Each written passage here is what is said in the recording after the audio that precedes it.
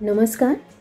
आज आपण खूपच रुचकर, पौष्टिक घरातले साहित्य वापरून 15 मिनिटात तयार होईल असा गोडाचा विस्मरणात चाललेला एक पदार्थ बनवणार आहोत. हा पदार्थ कृष्ण जन्माष्टमी किंवा देवाला नैवेद्य म्हणून बनवला जातो. तसेच काही जणांकडे दिवाळीच्या नरक चतुर्थीच्या दिवशी पहाटे या प्रसादाचा नैवेद्य दाखवून सेवन केले जाते.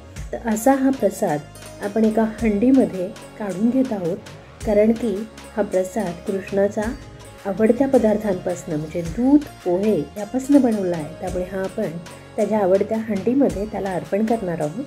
तर जन्माष्टमीसाठी असा हा प्रसाद आपण नक्कीच बनवून पहा. आणि आपण हा प्रसाद इतर वेळीसुद्धा पक्वान्न म्हणूनही बनवू शकता किंवा नाश्त्यासाठी छान पर्याय आहे.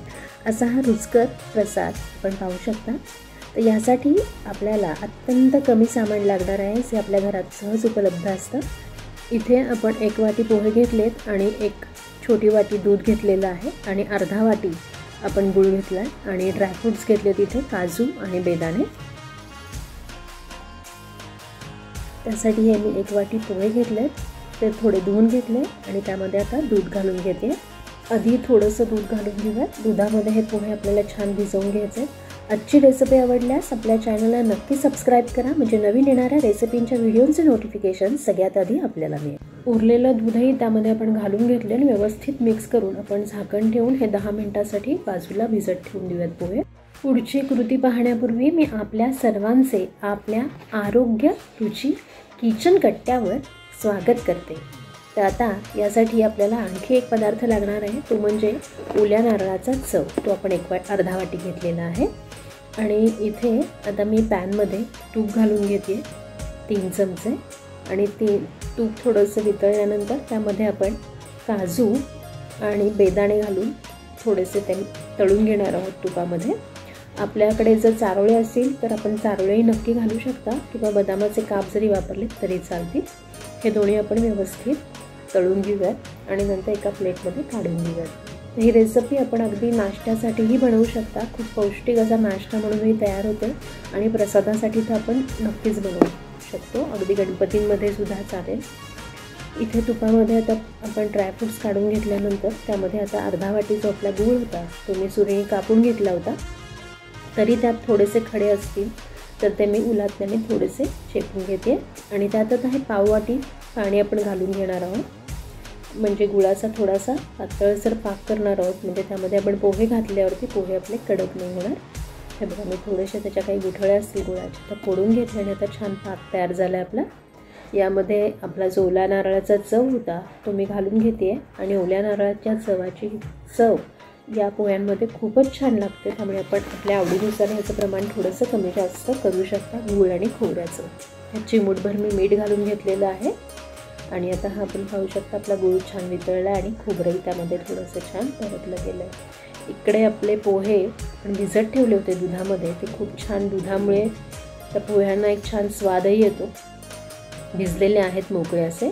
आणि यावरती मी थोडासा पाण्याचा शिपका मारून घेतलेला आहे.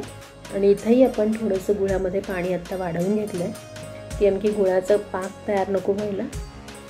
आणि यामध्ये आता आपले ते भिजवलेले जे पोहे आहेत ते घालून घेऊयात. सॉफ्ट असे हे भिजवलेले पोहे आहेत आपले. आणि दूध जर कमी वाटलं आपण भिजवलेलं तर त्यात घालू शकता किंवा थोडंसं पाणीही घालू शकता. पाण्यातही भिजवू शकता दुधात भिजवायचं नसतील तर. परंतु आपण कृष्णासाठी हा प्रसाद बनवतो त्यामुळे दूध हे अनिवार्यच आहे. त्यामुळे आपण इथे दूध घालून हा प्रसाद आता बनवत आहोत. इतर वेळी आपण दुधात न भिजवता पाण्यात भिजवलं तरी चालेल.